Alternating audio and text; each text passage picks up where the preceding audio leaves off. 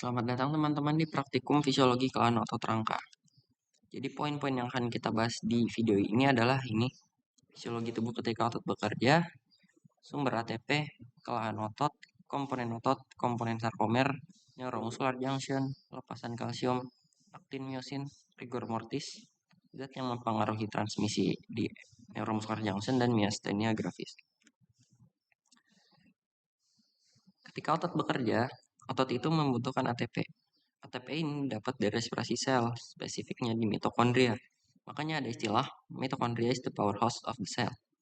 Kemudian ketika kita berolahraga, misalnya jogging, maka otot kita akan bekerja lebih banyak.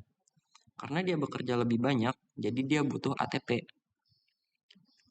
Karena kebutuhan ATP meningkat, maka respirasi sel akan meningkat. Nih, makanya efeknya ATP meningkat juga. Respirasi sel ini membutuhkan bahan baku oksigen, dan produk sampingnya adalah CO2. Suhu tubuh juga akan meningkat. Ini tolong diingat, CO2 dalam tubuh itu kalau kebanyakan tidak baik. Dia bisa menyebabkan tubuh menjadi lebih asam sehingga mengganggu proses metabolisme. Oke, jadi tadi respirasi sel meningkat. Jadinya kebutuhan oksigen meningkat dan produksi karbon dioksida juga meningkat. Untuk memenuhi kebutuhan oksigen yang meningkat dan CO2 yang meningkat, maka ada 3 jenis kompensasi. Yang pertama, meningkatnya pernapasan, atau biasanya disebut RR atau respiratory rate.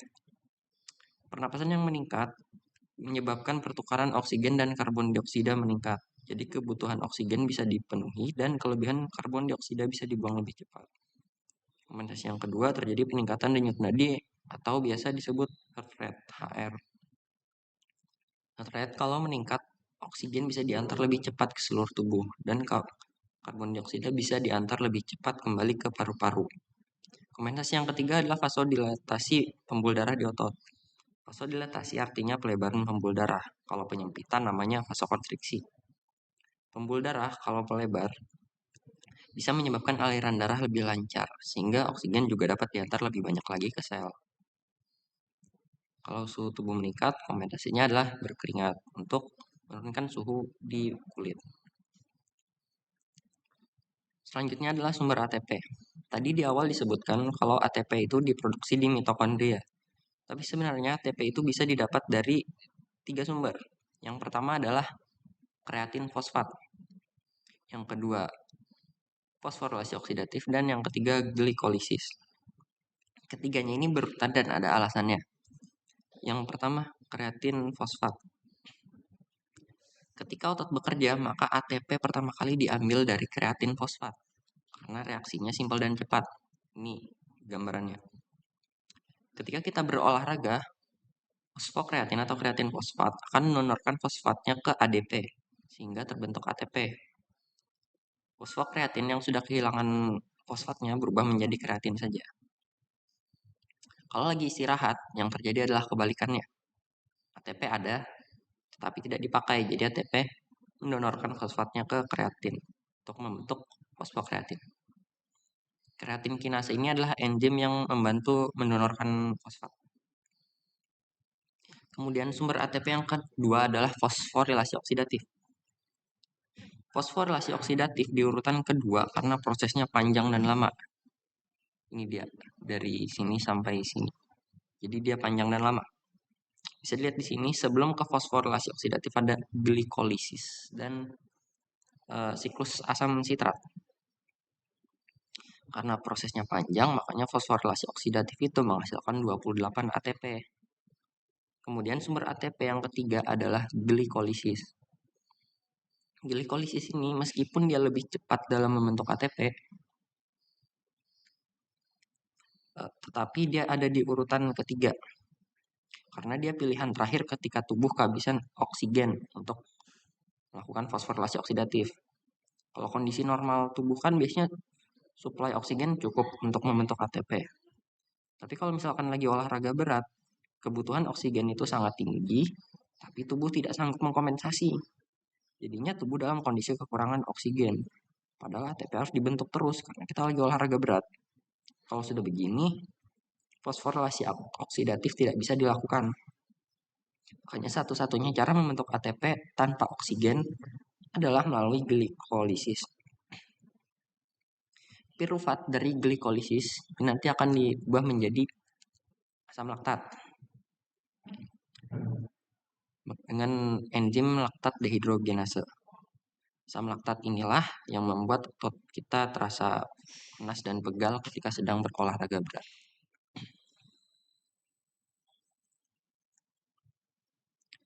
Ini rangkumannya dari yang tadi dijelaskan.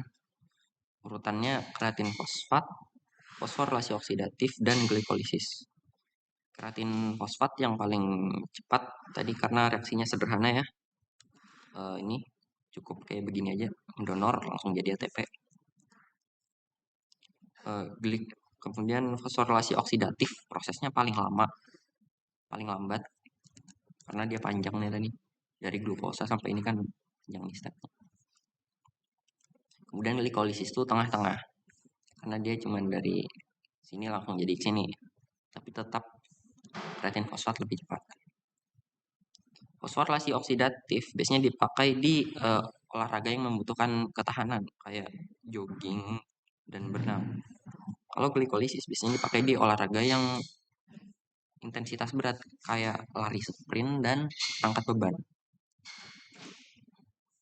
Sekarang kita masuk ke kelainan otot. Jadi kelainan otot itu sebenarnya adalah mekanisme pertahanan tubuh. Kelainan otot biasanya muncul ketika otot mulai sulit merespons stimulasi dari saraf. Terus ini ketika ATP sudah habis maka akan terjadi rigor mortis. Kenapa akan terjadi rigor mortis nanti itu akan dijelaskan di belakang. Kelainan terbagi menjadi dua jenis. Yang pertama adalah kelainan otot dan yang kedua kelainan sentral. Kalau kata Sherwood, kelainan otot ini disebabkan oleh fosfat inorganik, kemudian kekurangan kalsium dan kekurangan glikogen. Kemudian kelainan sentral ini lebih karena faktor psikologis. Kemudian kita akan membahas struktur-struktur otot atau komponen. Misalkan kita ambil otot bicep, terus kita potong transversal, melintang. Nanti kelihatannya tuh begini. Terlihat di sini ada bulat-bulat merah kecil, tapi dia berkelompok gini. Kelompok-kelompoknya ini disebut fasciculus. Terus di sini ada banyak putih-putih kan, putih-putih yang di luar ini disebutnya epimysium. Kalau putih-putih yang membatasi antar fasciculus disebutnya perimysium. Kemudian kalau misalnya kita tarik satu fasciculus nanti akan terlihat lagi lebih besar merah-merahnya. Merah-merahnya ini namanya adalah muscle fiber. Putih-putih yang membatasi antara muscle fiber disebutnya endomysium. Kemudian kita zoom lagi, muscle fiber nanti akan terlihat seperti ini. Muscle fiber ini dibungkus oleh selimut, namanya sarkolema. Sarkolema ini ibaratnya membran sel. Kemudian nanti ada lagi di dalamnya sarkoplasma. Sarkoplasma itu ibaratnya sitoplasma. Dan ada myofibril, ini yang bulat-bulat nih.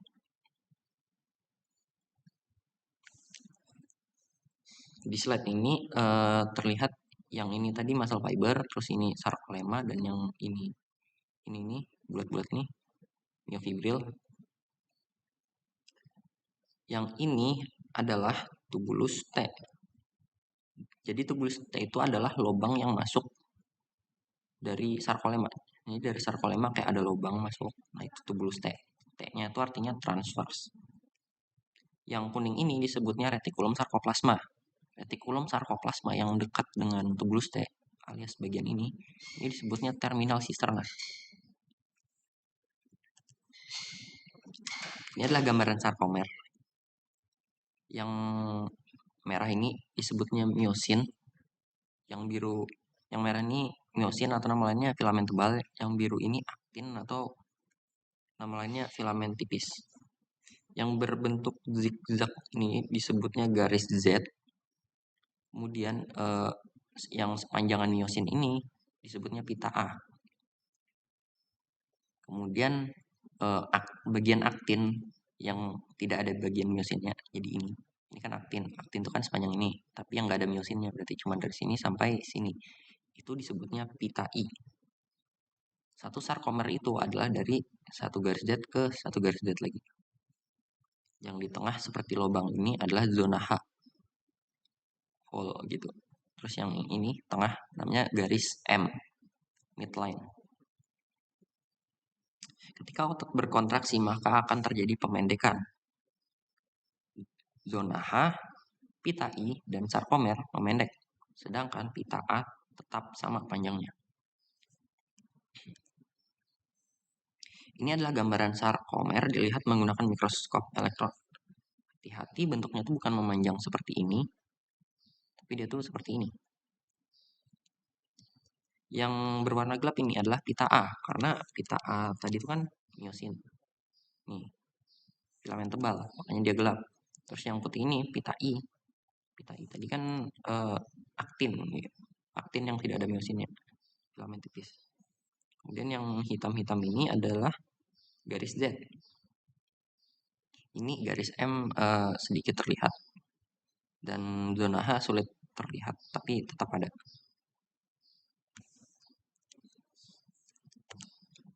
Oke, kita balik ke gambar tadi, muscle fiber tadi. Jadi di muscle fiber ini nanti bakal ada ujung serabut saraf yang hampir nempel. Ibaratnya di sini ada serabut saraf, dia tuh hampir nempel ke sini. Nah, nanti bentukannya tuh kayak gini. Dia tuh hampir nempel ya, bukan menempel. Ini si muscle fiber tadi, dan ini ujung serabut sarafnya. Bentuknya seperti ini.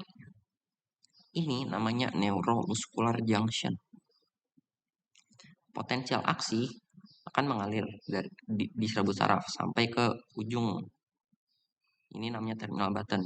Jadi potensial aksi ngalir sampai terminal button. Di terminal button ada kanal kalsium yang terbuka ketika mendeteksi adanya potensial aksi. Oleh karena itu, nama kanal ini adalah voltage gated calcium channel. Karena kalsium lebih banyak di luar sel, maka ketika kanal kalsium ini terbuka, kalsium akan masuk ke dalam sel. Kalsium yang masuk ke dalam sel ini akan menyebabkan bola-bola vesikel ini terdorong keluar, tereksositosis, sehingga mengeluarkan isinya. Isinya adalah neurotransmitter asetilkolin yang merah-merah ini. Asetilkolin ini akan berikatan dengan kanal di motor end plate. Ini kan motor end plate.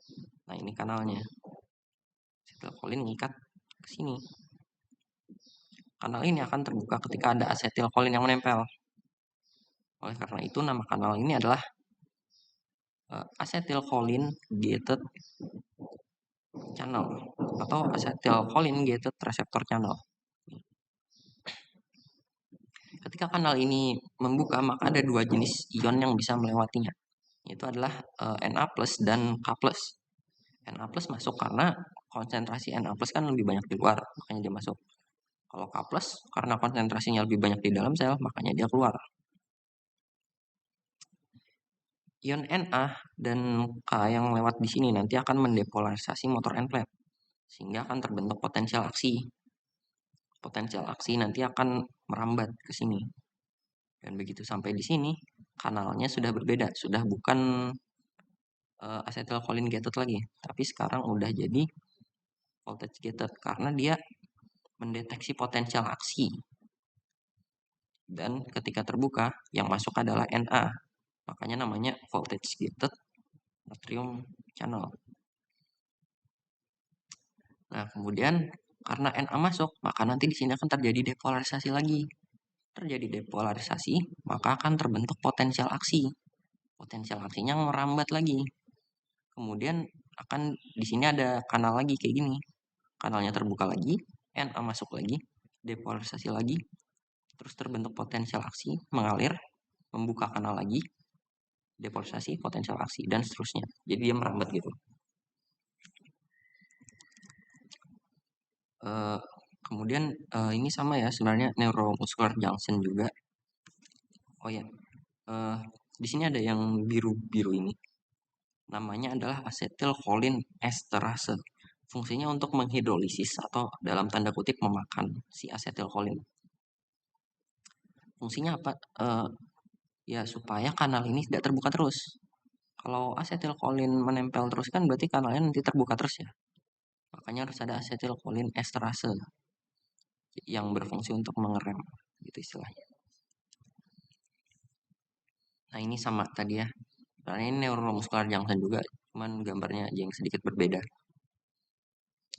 Jadi di sini lebih mau menjelaskan asetilkolin. Ini kan tadi asetilkolin ya, dihidrolisis oleh asetilkolin esterase. Jadi dia tuh berubah menjadi asetat dan kolin. Si kolin ini nanti bakal dimasukin lagi ke terminal button dengan bantuan transporter simport pakai Na+. Jadi kolin masuk, nanti di dalam sini kolin nih akan bergabung bersama asetil-CoA membentuk asetilkolin lagi. Inilah ya enzim yang membantu prosesnya, namanya kolin asetil transferase.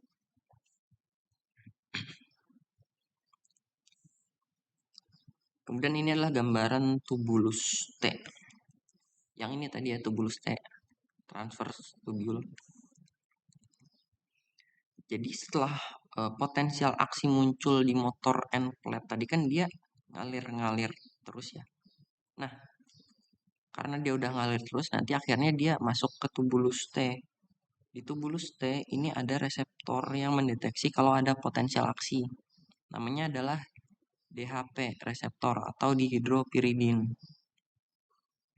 DHP ini ketika mendeteksi ada potensial aksi akan membuka kanal kalsium di terminal sisterna. Terminal sisterna yang ini ya tadi, retikulum sarkoplasma yang dekat tubulus T. Ketika kanalnya ini, ya nama kanalnya ini adalah kanal ryanodin. Jadi ketika kanal ini terbuka, kalsium akan keluar dari retikulum sarkoplasma atau spesifiknya terminal sisterna. Inilah fungsi dari retikulum sarkoplasma, yaitu untuk menyimpan kalsium. Fungsinya apa kalsium? Setelah ini akan dijelaskan. Nah, kita lihat dulu gambar ini. Ini adalah bentukan dari aktin dan ini adalah miosin. Ini sebenarnya yang tadi nih. Ini kan yang merah miosin, ini aktin. Ini kalau di zoom, itu bentukannya tuh kayak gini. Yang ini aktinnya, dan yang ini adalah miosinnya. Yang bulat-bulat kecil ini, bulat-bulat biru, namanya G-aktin atau globular aktin. Gabungan dari globular aktin akan membentuk rantai panjang yang namanya F-aktin atau filamentus aktin. Yang merah ini adalah miosinnya. Bagian hijau yang ada di miosin ini nanti akan menempel dengan bagian hijau di aktin. Tapi di gambar ini bagian hijau di aktin lagi ketutupan. Nah, yang menutupi kayak tali ini namanya tropomiosin. Bagian hijau di miosin ya namanya actin binding site. Sedangkan kalau bagian hijau di aktin namanya myosin binding site. Oke, kebalikan gitu. Yang kuning-kuning ini nih namanya troponin.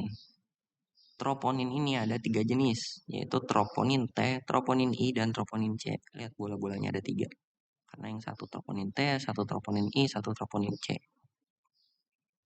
Troponin T fungsinya untuk berikatan dengan tropomyosin. Tropomyosin yang ini tadi tali.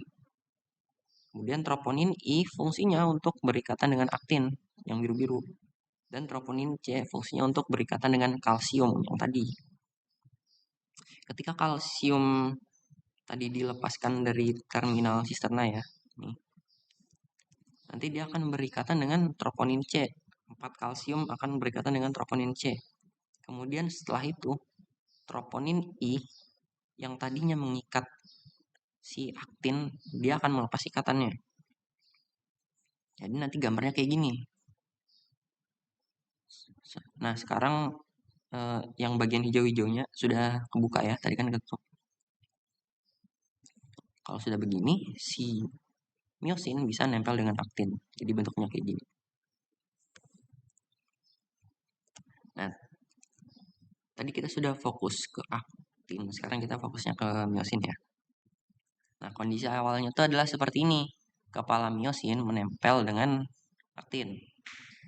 Kemudian ketika ada ATP, dia tuh terlepas.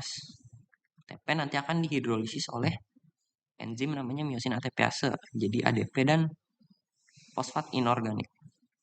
Terus nanti dia akan bergerak kayak gini, kemudian dia akan menempel lagi, dan dia akan membengkok. Jadi ini seolah-olah dia tuh mengayuh, menarik si aktin gitu. Nah, ini nanti bentukan kayuhannya tuh gini ya. Ini kan aktin miosin. Jadi ditarik ke arah sini, ini ditarik ke arah sini. Nah, karena dia tadi ngayuh-ngayuh, makanya nanti ketarik. Jadi kalau otot kontraksi, makanya zona hanya itu memendek. Terus pita I-nya juga memendek, sarkomernya memendek, tapi pita A-nya tetap sama. Karena kan miosinnya nggak berubah panjang ya, kan miosinnya narik-narik doang. Dengan aktinnya yang ditarik. Nah, inilah yang terjadi ketika otot berkontraksi. Nah, tadi setelah kalsium mengikat si troponin C, dia akan terlepas setelah selesai.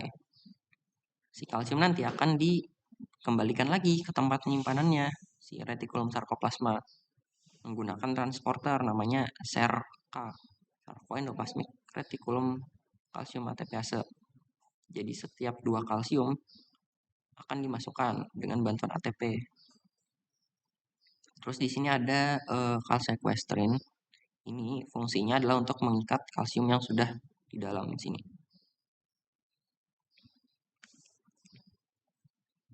Rigor mortis. Tadi kan di awal ada nyinggung rigor mortis. Nah, ini adalah penjelasannya.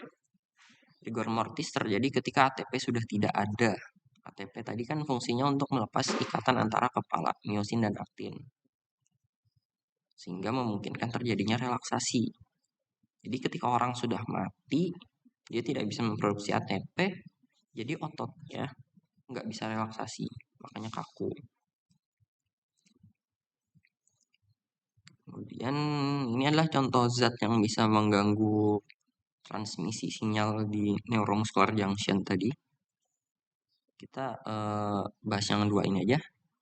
Yang pertama ada botulinus atau botulinum toxin. Itu dia tuh kerjanya di nomor 3.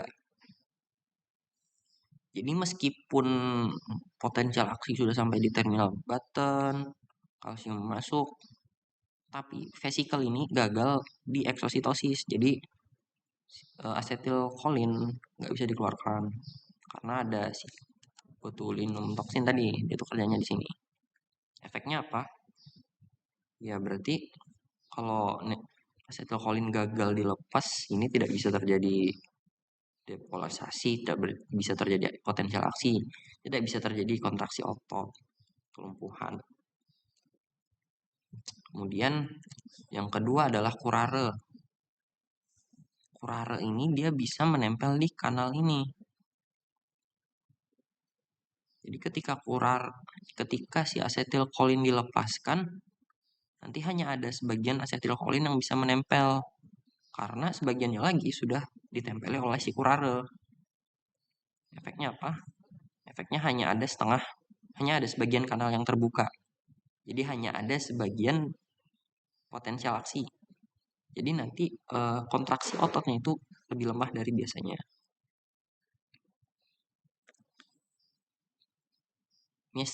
Myasthenia gravis, inilah penyakit autoimun. Pada kondisi ini antibodi atau sistem imun kita menyerang kanal ini.